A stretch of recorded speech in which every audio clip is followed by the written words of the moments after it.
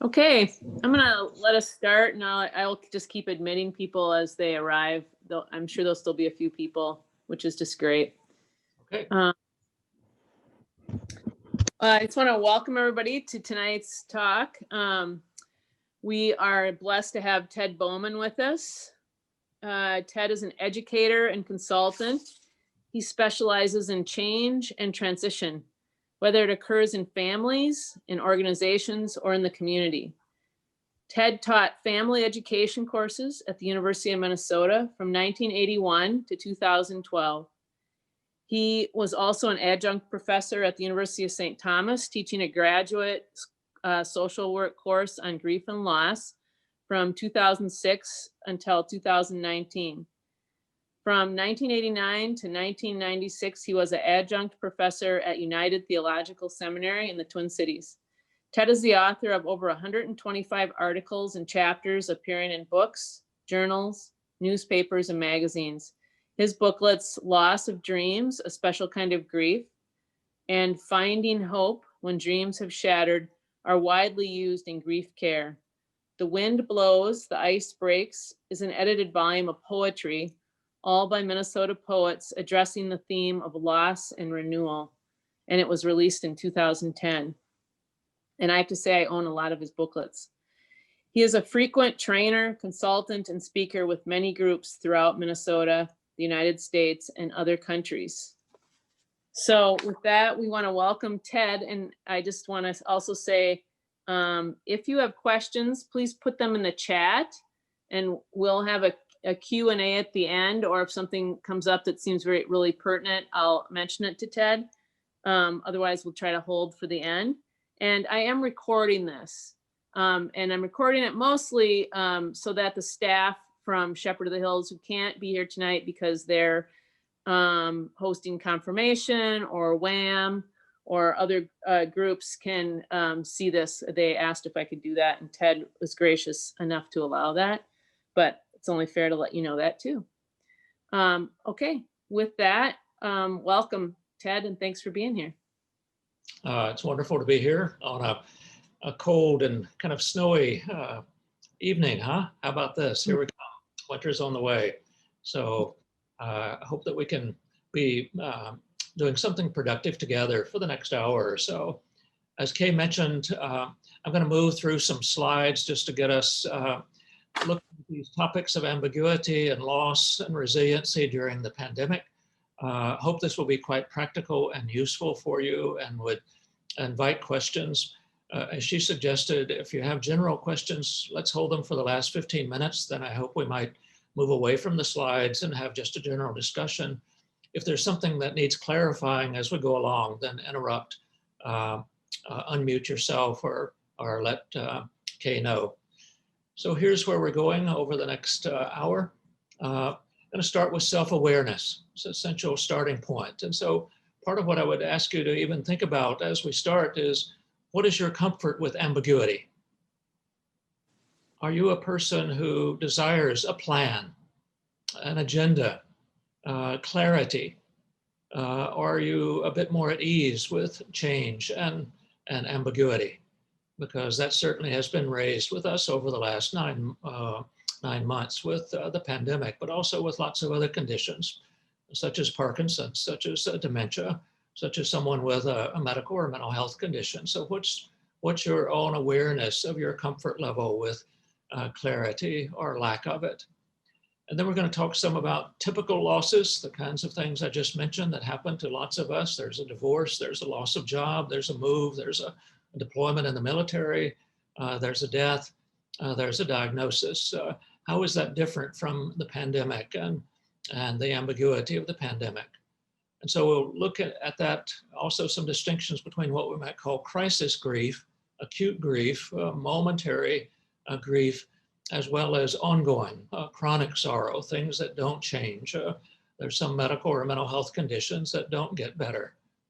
And then a lot of attention in the last 20 minutes or so about resiliency, promotion, and what we might call reasonable hope, and some of your own reflections as we go along.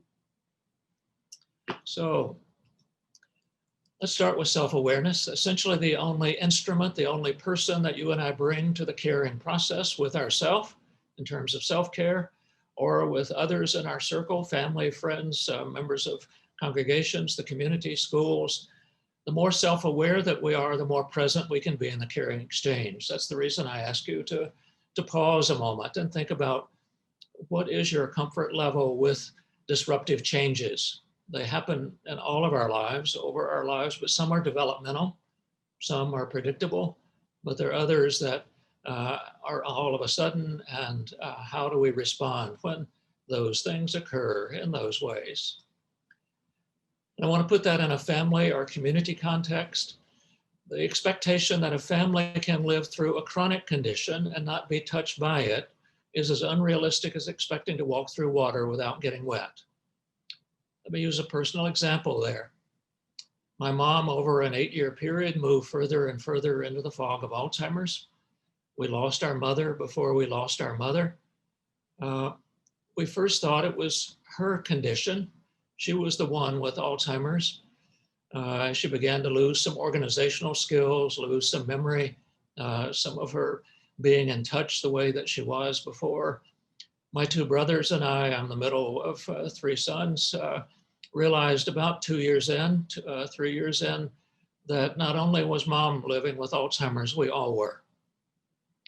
And so any of you who have a child on the autism continuum, have a loved one with Parkinson's, dealing with someone who is still struggling with sobriety, you know that those are family conditions. And so be aware that it affects all of us. Further, and this is a big one related to our schools attempting to start recently, the expectation that we can leave stresses in our personal, school, or work lives and not be bringing them to the other parts of our lives is also unrealistic. So I'd ask you as we start this evening, what happened to you at work today? What happened at school today? What happened to other members of your household or family that might be adding to the stress? How are the children doing, grandchildren doing, nieces and nephews with hybrid learning, in-person learning, this kind of learning by technology that we are even doing this evening? And then part of what I hope that we can deal with this evening is the way we deal with stress and loss shapes our capacity to be present to life more than anything else. So I want to try to help us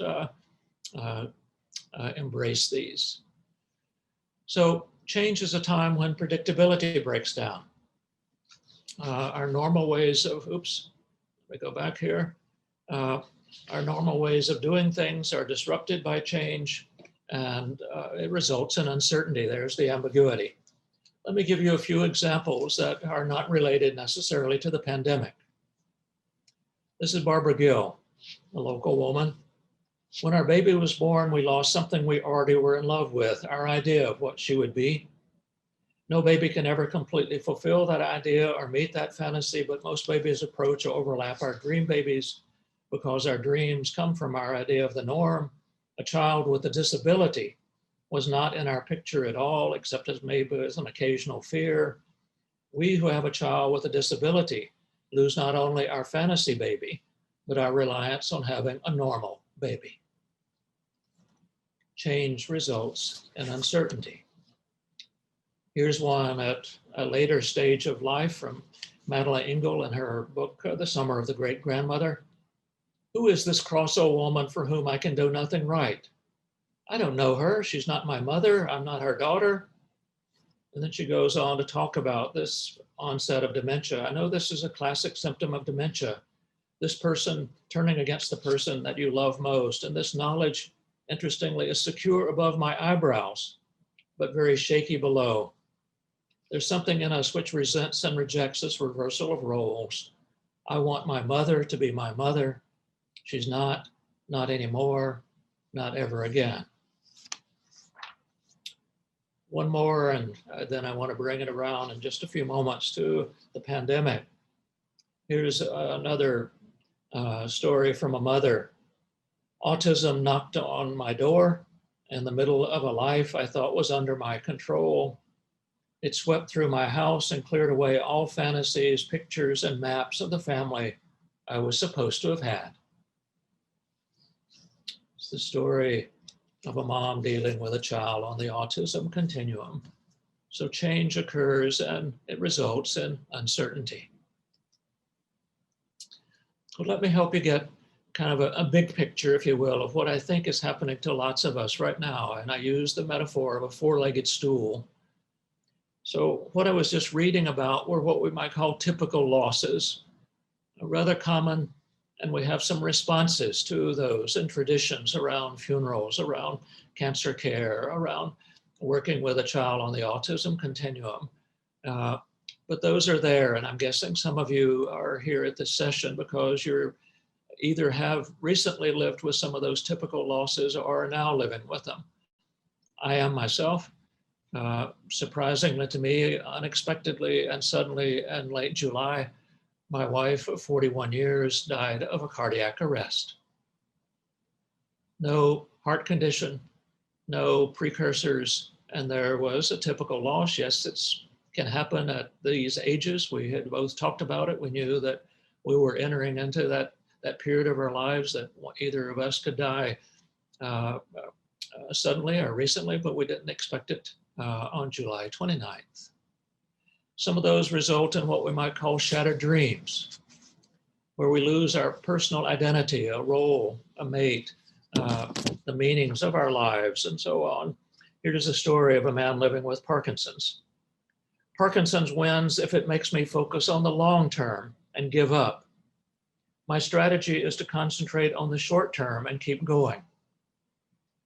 Parkinson's has shattered his dreams, but he's beginning to embrace the shattered dream and learning to live day by day, step by step, and in those ways. So think about these typical losses. Have they shattered also your dreams? I have a grandson who is home from college unexpectedly because there were too many cases, not only at the college he began his freshman year, but also in the county in Colorado, and they sent him home. And here he is having a shattered dream of what the college experience would be. So those are the ones that we typically talk about in grief sessions. If I were to come to Shepherds of the Hills at another time, and not in a pandemic, we would be talking about those kinds of losses. But here are two others. Before we get to COVID-19, it's what I call the state of the world and the sadness and worry about a collective loss. Let me tell you how I came to think about this. If you can look back now, 22 months ago, the beginning of 2019, I was doing my work, as you heard Kay mentioning, is around people dealing with disruptive changes. And so I was doing a caregiver group. I was doing a prostate cancer group. I was doing a parents of diabetes group. I was doing a bereavement group, various kinds of conspicuous losses, if you will. And here I want to bring you to the state of the world. People were doing their work around those conspicuous losses, those typical losses, doing it well in a group setting. And they would turn to me or to other group members toward the end of the session and take a deep breath. Oh, Ted, you know, if I wake in the middle of the night, I'm not worried about my cancer. If I perseverate in the middle of the day with worry, it's not about my dead husband and about what's going to happen next. Ted, I'm worried about the state of the world. And those had different layers as I tried to unravel them and talk with people. Some of it has to do with the planet. And will the planet be safe for our children and grandchildren? What about the haves and have-nots? What about immigrants moving, trying to find a safe place to live in the world? What about the racial issues, those disruptions that's happened here in Minnesota and other parts of the world since the George Floyd death just a few months ago? And we also are facing it with the upcoming election. People are worried about the state of the world. So if that's not enough, then I've been asked tonight by Kay, and thank you for inviting me, to also talk about how do we deal with these kinds of losses when we're dealing with a pandemic. And so we've got also COVID-19 and the anxiety that produces because it has an unclear future. So just a general thing, and then I want to come back to the pandemic. Loss refers to being deprived of or ceasing to have something that one formerly possessed or of which one was attached. What some people call normalcy. routines, the kind of stability of their lives. And we lose that. I lost my mother before I lost my mother. I lost my wife unexpectedly. Now I'm not, I've got this label attached called widower. So all of those things are part of my loss. Those can result in fears about the future, about one's competence, or about one's fit, and dealing with changes. And so some of the losses related especially to caregiving of a child, of a mate, a partner, a congregation, are health losses, plans, safety, roles, continuity, relationships, sleep, energy. You could probably add to the list of things that have been disrupted for you over these last weeks and months. And so when loss occurs, the body's natural response, and it's voluntary and involuntary, is to grieve it. And the emotions, that's the sadness, the tears, the rage, the anger, all of those, but it's also cognitive. What does stage 4 cancer mean? Do we have enough insurance? How do you do funerals these days? All of the cognitive, informational questions. And it's a spiritual response to loss. What kind of world? What kind of God? Does this make sense? How do I fit it into my worldview? Is this fair? And then one I would urge you that's less well known to some people, it's a visceral response to loss, a physical response to loss. Why am I so tired? I'm just not myself these days. I'm just not thinking clearly. Now that can be because emotions, cognitive, spiritual matters, but it also can be that your body is grieving. I know for me, since late July, I'm not sleeping as well. I'm trying to eat well. I'm trying to take good body care, but I still can be depleted physically because I know that I'm grieving my wife's death. And what makes it all the more confusing is each person grieves differently and one size doesn't fit all. And so we can bump into each other because one is doing it more emotionally and one more cognitively. And then some children, adults, and elders will simply act it out viscerally. That's the way grief occurs. So things that affect our experiences of loss, the nature of the attachment that we had to a role, to the item that was lost. Think of you women who might have lost a breast to cancer, mobility because of Parkinson's or because of a stroke, and then look down the list at personality variables, including tolerance for change, history of losses. What else is going on in the family at this time? Life change events. And then, as I said earlier, something that we might call shattered dreams. And here's a definition in one of the little booklets that Kay mentioned. Shattered dreams is losing an emotionally important image of oneself, or one's family, or one's life, or one's health, one's work, even one's death. Losing the possibilities of what might have been, abandonment plans for a particular future, the dying of dreams. So think about any of the losses that have occurred to you over the last year or the last 20 years, the last 50 years, or some of those shattered dreams, because here's the issue related to where we're going to go in just a moment. We often have to not only grieve the conspicuous losses, do the rehabilitation after a stroke, do a funeral after a death, but we may also have to grieve a shattered dream in order to dream a new dream. Grieve a shattered dream in order to dream a new dream. I'll help you a bit more with that in just a few minutes.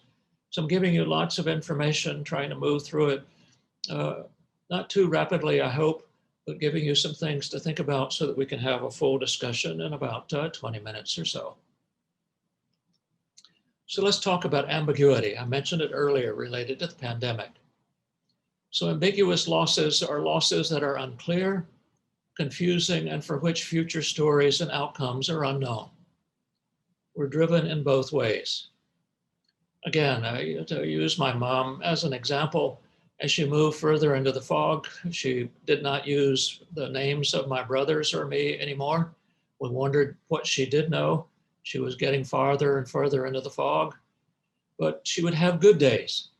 And so one day I walked into her room, and as I walked into her room, she looked up and saw me and said, "Oh, my, you're a handsome fellow. Come over here and sit down beside me." Well, I was smiling then. What a lovely compliment to get from your mother. but she didn't use my name. And I began to wonder, did she call all the men who walked into her room that way? Then I began to smile and cry at the same time. Here's the ambiguity of the loss. My mom had lost her memory, but she still had good taste.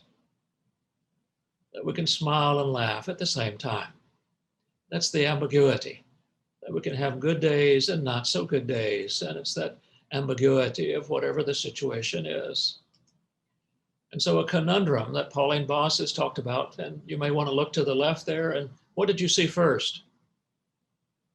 A rabbit or a duck? Look again. The image on the left, did you see a rabbit or a duck?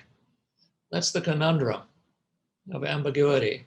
That's what she calls psychological presence and physical absence. I'm certainly experiencing that.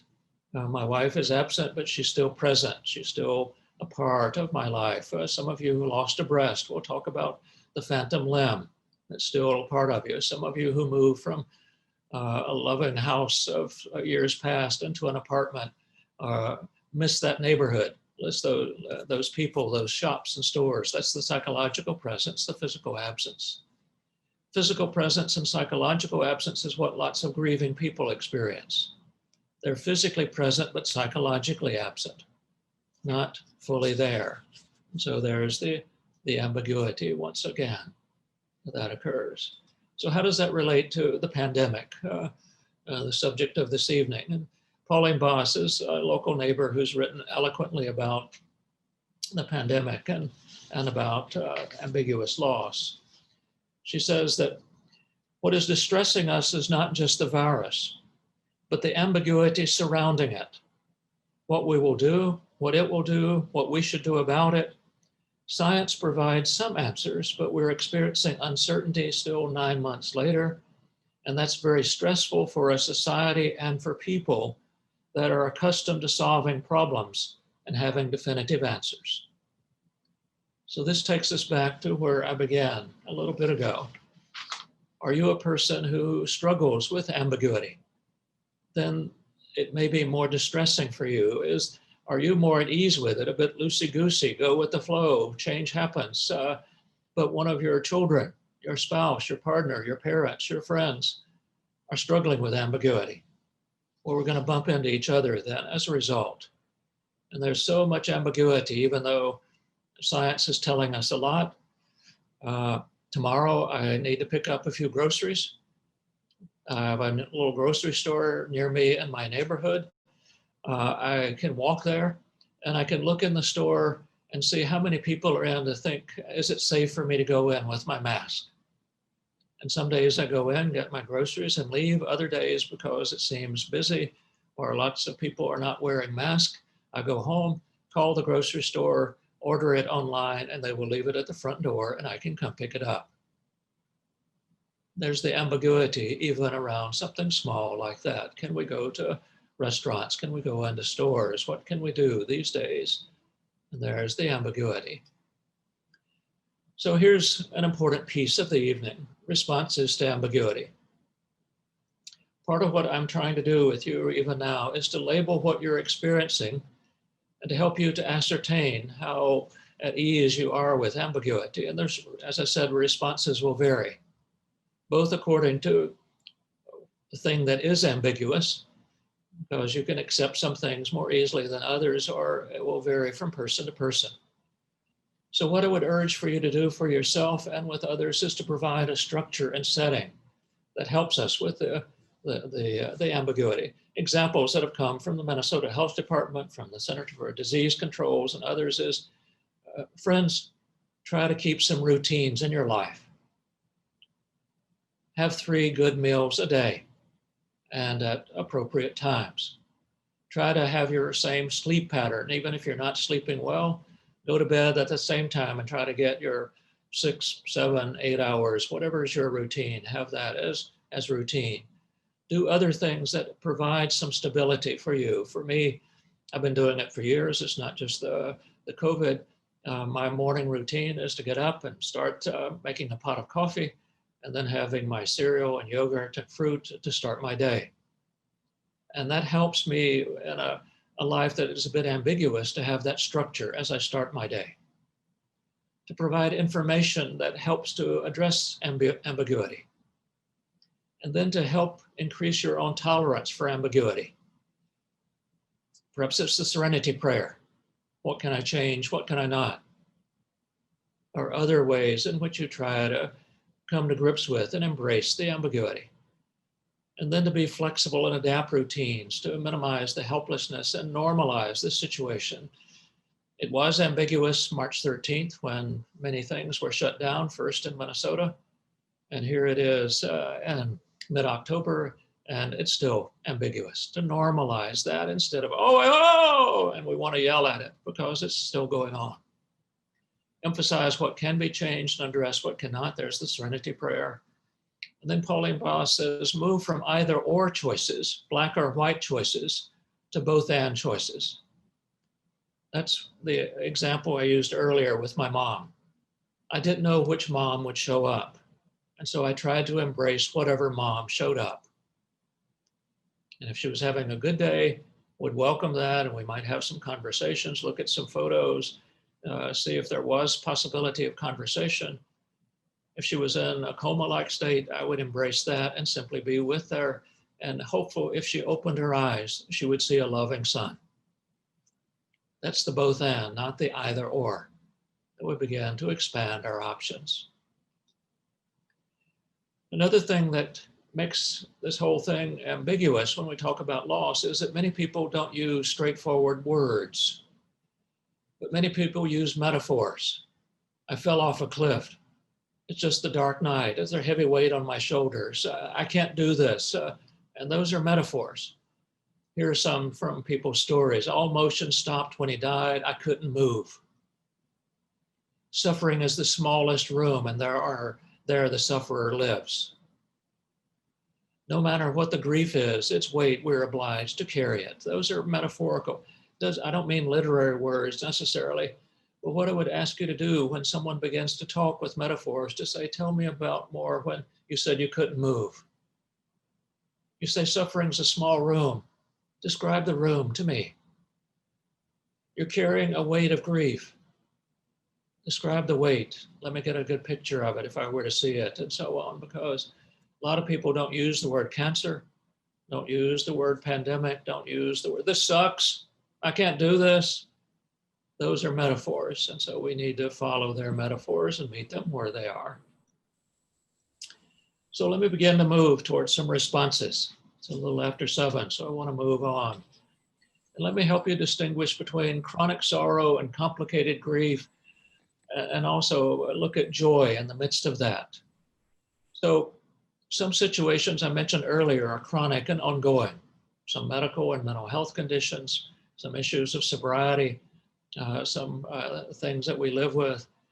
And so both contain sorrow, the immediate, the acute, as well as the ongoing. And they also contain the elements of depressive emotions and experiences. That's the sadness, that's the angst.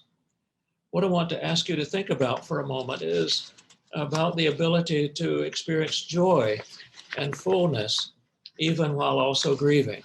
Is that even possible? Let me read you something from Nell Noddings, and then I want to show you the image of the jars that popped up a moment ago. Joy as a seemingly real quality in our world can invade even in pain and periods of deep grief. It does not seem to be the case that joy and grief can occur simultaneously, but they can occur alternately, back to back. That is, the pervasive emotion may be grieving, sadness, and yet joy can slip in momentarily. So it may happen that even in the deepest grief, filled with guilt and sorrow, regret, despair, I may still see and feel joy there in the world, trembling at my fingertips. Here's a piece that I wrote after my wife died that gets at that joy and grief kind of conundrum. It's ambiguous as well. Some of you who are younger than me may not know about the black armbands of times past, but when there was a death years ago, people would often wear a black armband to let their neighbors and friends know that someone in their circle had died, and they would wear it for 3 months or 6 months, sometimes even for a year. So here's a piece I wrote after my wife died. I will color this time with more than a black armband, a past marker of death. I will reach for brilliant, bold, bright colors and subdued beiges and blues and blush. I yearn for an array of color, similar to the rainbows of colors sent so soon after her death, reminding me of the colorful life I shared with her and can still have. There for me is a poem about finding joy and grief alternately. So here's an image of jars. If you look at the top row of jars, there's a stone in the jar of each of them, and the first jar, the stone dominates the jar. That often happens after a diagnosis, after a death, after an onset, after the pandemic begins to set in. It's the dominant narrative. But over time, you see the jars that the stones get a bit smaller. A father was feeding his son and by a feeding tube, and a man came over to be with him, and he says, "How do you do that?" And he says, "Well, if I thought about it too much, I probably wouldn't be able to do it. It's simply the way I feed my child." So his child is still living with a condition that requires him to be fed with a feeding tube, but it's not the dominant narrative anymore. And so that happens to some of us. We adjust to living with diabetes. We adjust to live with our own depression, with some other illness and so on. And so it's not a big deal in lots of ways. But look at the second row of jars. There's stones in the jars there, and they're just as big in the first, second, and third jars. And even for discussion, presume that's the first year and the third year and the fifth year. And the stone is just as big in the fifth year as it was in the first year. That's what we might call a chronic sorrow. But note what happened to the jars. It's the ability to grow life around even a hard situation, but to grow life around it and find joy and hope as part of our lives. And so it's that I want to advocate for us, that as we live with the pandemic, yes, that's a kind of ongoing sorrow, right? We don't know how long it's going to last. Hopefully it's not chronic forever, but at least it's going to be with us for the next 3-6 months. Some people say 9 months. And so how do we grow life around this kind of chronic sorrow? And so how do we begin to respond? Here are some words to describe what I was just describing. One is to name it. If something's unmentionable, it's also unmanageable. So I've done a lot tonight to try to help you to name any losses, any distress that's happening for you. And then we need to grieve the losses. Sometimes it's with words, sometimes it's with actions. Mothers Against Drunk Driving was started by a mother whose child was killed by a drunk driver. Sometimes it's by supporting others. It's helping to put the loss in perspective, to reinforce and build our support connections. We may need to set limits to say no to some things so that we can say yes to others, and then to develop a healing plan or rituals for our own grieving and healing. There's a lovely story about a grandson whose grandfather had died, and the funeral had been a few days earlier, and he came to grandmother's house. He said, "Granny, do you ever want to talk about Grandpa, or do you never want to talk about Grandpa?" How's that for a question by an 8-year-old? Do you ever want to talk about Grandpa, or do you never want to talk about Grandpa? And here's the grandma's response. I said cautiously, well, knowing this might be important, anxious not to get it wrong. And then she says to the grandson, "There are times when I need to talk about him very much, when it helps me. But there are other times when I feel that I can't, either because it hurts too much or because it feels private at that particular moment. But on the whole, I want to talk." I think that's a lovely example from a grandmother to an 8-year-old. It's important to talk, but it's all right not to talk. So sometimes when I walk into a hospital room or into someone's house where I know they have a medical condition, I will say, "Do you want to talk about up stuff? Or do you want to talk about down stuff? Or do you want just to have us be quiet together?" So this 8-year-old digested that in silence and then gave his grandmother a brilliant smile. He said, I see. So it's hard to do what you feel like, right?" Well, the grandmother was a bit reluctant to say a firm yes, but she said yes. And the boy said, "Let's talk about him then, I'm ready." We need some of those people in our lives also. I hope there are some like that at Shepherd of the Hills that will say, I didn't know your son very well. I don't know your family very well, but I'd like to hear your story. Are you willing to share it with me? And to give permission for people. We don't just say, how are you? Because in Minnesota, there are only two acceptable responses when you ask that question, okay or fine. And lots of people say okay or fine because they're not sure you're able to take it. And so I would urge you to let people know that you can take it and you're willing to hear their stories.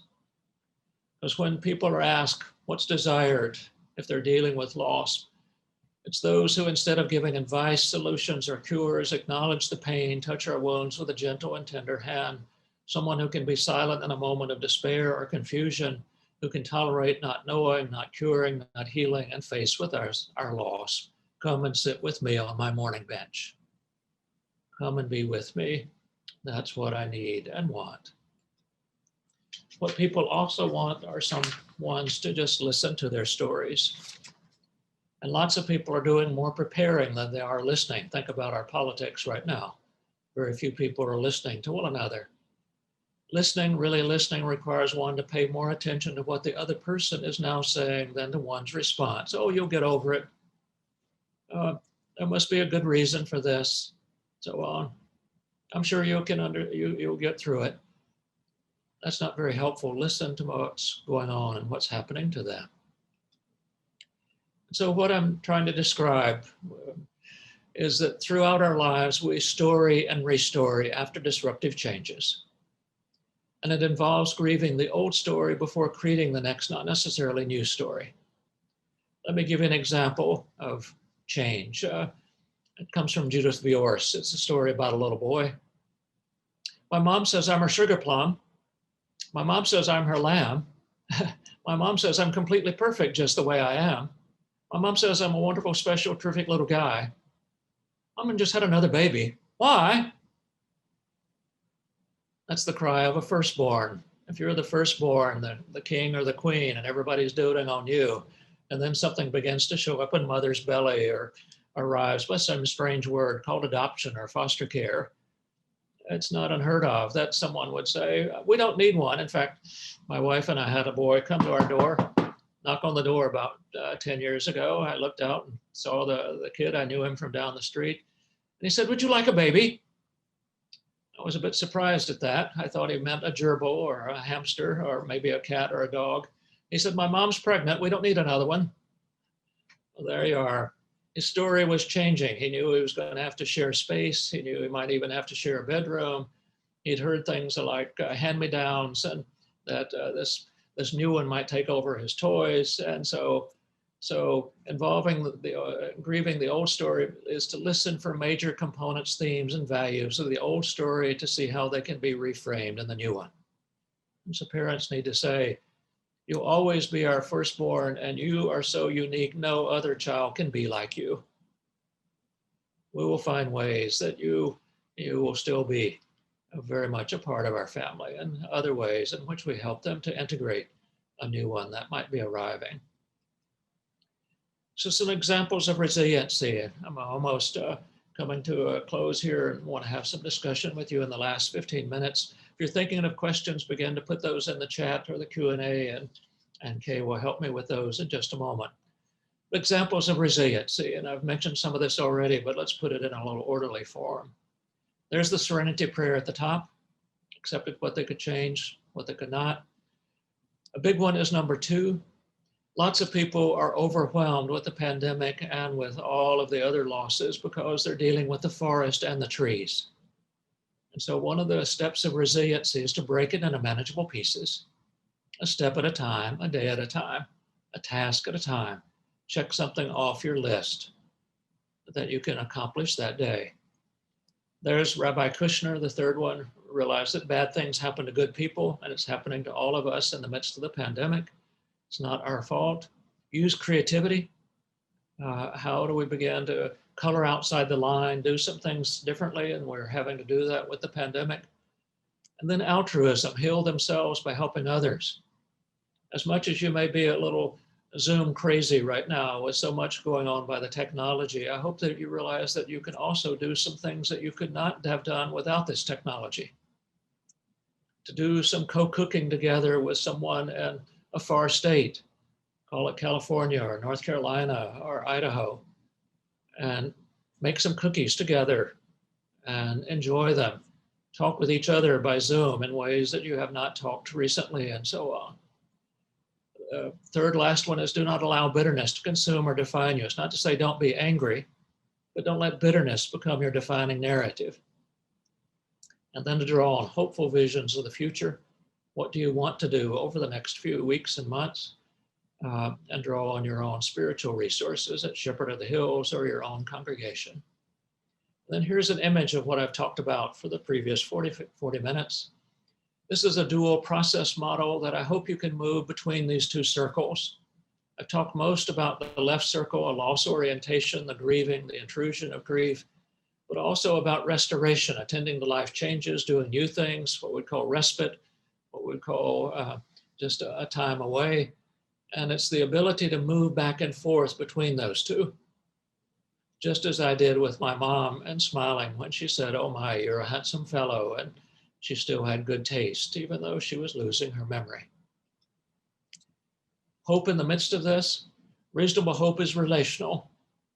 Bob Vaninga at the School of Public Health at the University of Minnesota says those who get through a tragedy point at least to one person who stood by them, supported them, and gave them a sense of hope.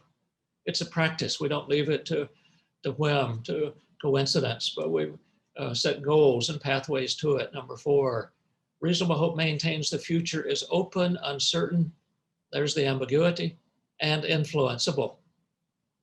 So whatever's happening, we still have some influence, even if it's open and uncertain. And the reasonable hope can accommodate doubt, contradictions, and despair for each of us. And so for those of you who are part of the congregation or who have a bit of a spiritual leaning, here's an implicit spiritual assessment that we end with. I want you to think about some of the things that you draw on to help you through rough times like these. From what sources do you draw the strength and courage to go on? Is it the strength of others? Is it people who are praying for you? Is it your own faith practices? Where do you find peace? Wendell Berry, a farmer in Kentucky, says that if he wakes in the middle of the night, he goes into the peace of wild things, goes out into Mother Nature, who has no thought of grief, and he gets better. Who truly understands your situation? With whom can you talk about that? Is it your prayer life? Is it your devotional life? Is it a friend? Is it a family member? When you're afraid or in pain, how do you find comfort and peace? Can you take a deep breath? And so on. You see these kinds of ways of checking your own spiritual assessment. So take a deep breath if you would. And Kay, I think I'm going to hit the stop share so that we can see everybody's images and talk with each other for the last 10 minutes. Okay, great. So if those of you who are with me, if you want to hit gallery view, and we can see each other, would you wave at one another to see if they're still awake? And so let's do these a couple of ways, Kay, if you're willing. Either you may have some things already in the chat. Yep. Or let's start with those, and then people can unmute themselves and ask directly. So let's hear some questions or comments that people have. Okay, so I have one question, which is, I see how this information is good for self-reflection and personal experience. Any tips for helping someone else? Go and sit with them on their mourning bench. And if they're not mourning, if they're not in grief right now, just accompany them. Part of what we're experiencing, in part because of the restrictions we have with our mask and with any gatherings. Think about upcoming American Thanksgiving. We're being told as American families, we should not gather with one another. And so people are feeling isolated, cut off. And so in whatever way you can connect with someone, meet them outside if you're willing to put on coats and gloves, and take a walk if they're able, use FaceTime and talk with them that way. A lot of people have discovered something called postal mail, getting letters from people and cards and that kind of thing. So finding ways in which we can be there for another so that people don't feel as isolated. I know some, this goes back before COVID, I know some non-custodial fathers who would give their children an alarm watch, give themselves an alarm watch, and have the alarm watch go off at a certain time each day so that the children would know at that very hour, Dad was thinking about me. Well, we can do that with adults also, that we agree on some time when we're thinking about one another and just have that experience of what we call perceived support. You have another one? Well, yeah, another question is, can you just say a little more, explain a little further about the point you made about the both and, the either or versus the both and? Yeah, well, we've become, in some ways, over the last several years, what shall I call it? A black and white, a red and blue kind of culture. It's either or. You're with me or you're against me. Well, I don't know about you, but an example, my wife and I could go and sit in the same movie theater, allegedly see the same movie, and then when we went out for pie afterwards, realized that we'd seen two different movies sitting in the same theater. That's both and. So we saw the same data, we experienced the same movie characters and plot and all of the rest, but we saw different movies. And I have some trouble with people who are too black and white, either or. Because most of us are a great mixture. And so even with our spirituality, with our politics, with our budgeting, with whatever, it's much more both and. So we can agree on some things, we might disagree on some others, but we can still be buddies. We can still be colleagues, we can still be friends. I have 4 children, I love my 4 children. They will not be voting the same way I'm voting. That is, I mean, all of them. We will be a great mixture, but we still love one another. So that's what I mean by try to move away from an either or to a both and, to embrace some of the ambiguity and some of our differences. When I worked at the Wilder Foundation in St. Paul, people who were middle managers would gather and to deal with some issues. And we always got more creative suggestions from people who knew the least about the subject matter. That's both and again. You don't get people who are scripted, but you get new ideas because they're seeing it differently. Great, great. Very helpful. So we let someone unmute and ask a question. If you have a question or a comment, would you just simply unmute so that I can hear you? I have a question about estrangement. How do you deal with that when the person has the other party has kind of separated and you can't really get an answer about why that happened? How do you deal with something like that? Well, Joan, that's a hard one, and I don't want to suggest it. Anyway, it's a simple answer because there can be lots of layers to an estrangement that may be with you and that other person. It may also be part of a family context and all the rest, relationship context. But what I would urge you to do is the Serenity Prayer would say that the only person that you have some control over is yourself.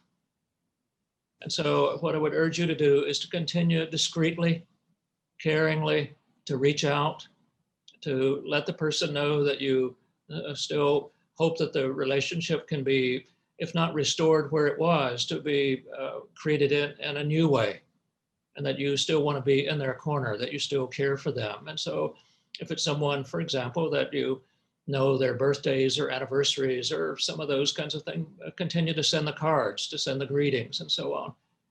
Even if they are unable or unwilling to respond in kind, it doesn't mean that you have to stop.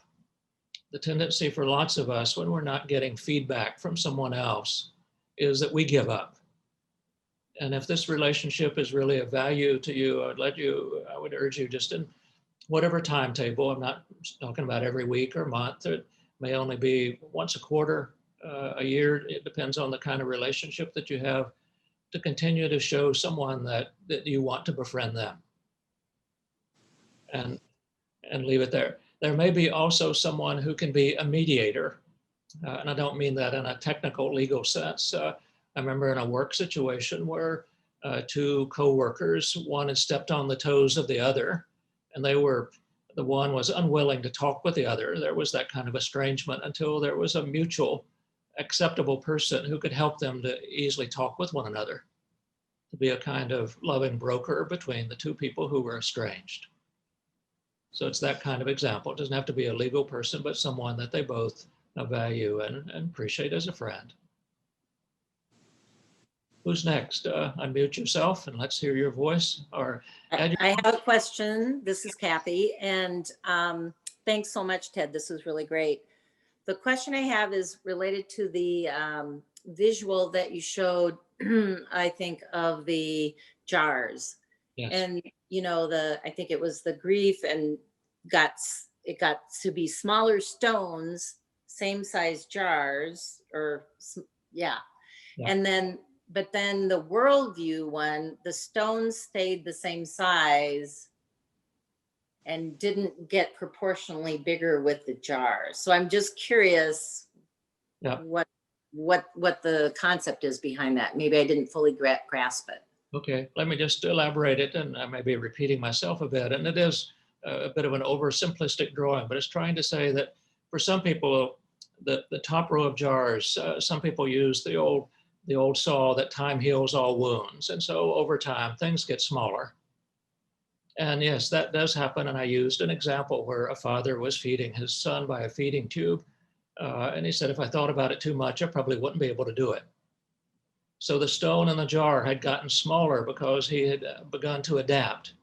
And so he was living with that kind of medical condition that his son had. And so it does, in some cases, we live with something and we learn to adapt to it. It doesn't mean that it's easy, but we've learned to adapt to it. So that's the first row of jars. The second row of jars, we're trying to describe things that either don't improve or, and I liked your input, in some cases, the stones might even get larger, that something gets worse. Huntington's disease is not something that is a chronic condition. It will get worse. ALS, Lou Gehrig's disease, certain mental health conditions can get worse. But what I'm trying to describe is in the second row of jars is even for a chronic ongoing situation, that there may be the ability to grow life around something that's quite ongoing. In fact, some of the people that I have found to be some of the most resilient people that I've ever met are living with very tough stuff, but they are amazingly strong people with their faith, with their community, with their outreach to be, it's the issue of healing is possible even when curing is not. So that's what I was trying to say with the jars. Got it. Okay. That's helpful. Thank you. Thank you. Okay, did you get any other chats, or someone else have a question or comment? Well, one thing that I have found very helpful, my mother had Alzheimer's, and it helped me with the pandemic to have gone through other losses. Okay, yeah. So what you're referring to there, and I'm glad you said that, Celeste, is do we have any learnings from past experiences of loss that we can apply? We might have to adapt, we might have to modify, but are there any experiences? And even if we didn't have our own experience, but we saw the way someone else handled something that we now want to emulate, that we want to practice, are there examples of resiliency around us that we can use an adaptive form for the pandemic so that we can get through these next months with as much aplomb and grace as possible? So yes, build on that gold mine of experience that you have. Yeah, Chris just commented, Ted, that healing is possible even when curing is not. He really liked that statement. Me too, that was really helpful. Thank you, Chris. Yes, yes. Many people have, I do, some of my work is around end of life, and the sadness is there for lots of people, especially if the dying is over a number of weeks or months, but a kind of healing sometimes happens that can be so wonderful, even though they know that the cure is not going to occur. But it happens in lots of other situations as well where the healing occurs. That may, Yeah. I hope that happens with Joan's example of the estrangement, that the healing may happen even if there's not a cure, but some kind of rapprochement can occur. Thank you. Yeah, the Nelsons commented that with many losses, there are so many ripple effects that represent further loss. Right. What I would just say there, I'm aware of our time, is that what I would urge you to be aware of is whatever is your current loss will often remind you of previous losses. Mhm. Because you have that experience that Celeste was talking about earlier. And so what did you learn from those other losses? Or are there things that you did then that you would prefer not to do now? And so are there ways, but also be aware the other side of it, apart from what can you learn, is that you may be experiencing a kind of loss overload. So it would be to add to the four-legged stool image that I used at the front of the presentation. It might be a 5 or 6-legged stool, because you not only are dealing with whatever is the current loss, but it's reminding you of that previous loss, and there you are grieving it again. And it doesn't, you didn't do good work back then. It's simply that whatever is happening now, you're more prepared to deal with it now than you were, let's say, 10 years ago or 15 years ago or whenever. And so get your support system to help you to face however many legs of the stool are there. We're Ted, my family's trying to walk with my brother and former wife, who lost a young adult son by suicide this spring. And his twins are about to be born Oh my. in a week or two. So that I just talked to my sister-in-law, just that mix, right, of anticipated joy Yes. and great grief, and all this mix that mix the whole time since March, right? And so it's really, and he didn't know. I mean, the pregnancy was discovered after the death, but right. That's another example, Kay, of the both and, not the either or. It's not grieving or joy, that it can be that mixture, that there's still right. sadness about the death of their earlier death, but now the joy of, it's not that one, sorts out the other one, that we have that dual process that we may need to move back and forth. The only comment I would make about suicide or related kinds of losses like that is that some people get a bit more focused on how someone died than the reality that they're dead, no matter how it occurred. And so I would urge people to try to separate some of that and to do their grieving of the death, because it could have been a natural death, could have been an accidental death, could have been this or that. And the reality is the death, and to honor that death. And then at other times, if we need to look at some of the issues that caused an auto accident or a medical condition or a suicide, to face that, but not always to put them overlapping one or the other. Maybe I can just, I'm aware of the time, just a message of hope from Denise Levertov. She says, I only have one small grain of hope. I need more. I break off a fragment of hope to give you. Please share your fragment so that yours too will grow. Only by division, only by separation will hope increase. So my hope for you this evening is, with whatever hope that you have, that you allow yourself to embrace your hope and allow yourself also to share it with those here in attendance this evening, as well as others in your circle. And what I know is that hope is contagious. So build your hope as we get through this pandemic with this winter season, and Godspeed on all of you. Thank you so much, Ted. Thank you so much. You're always just a brilliant. I'm so glad when we have you. Well, thank you so much. It's wonderful to be here. Thank you for putting aside your time this evening to be with me. Bye-bye. Thanks, everybody. Thank you very much.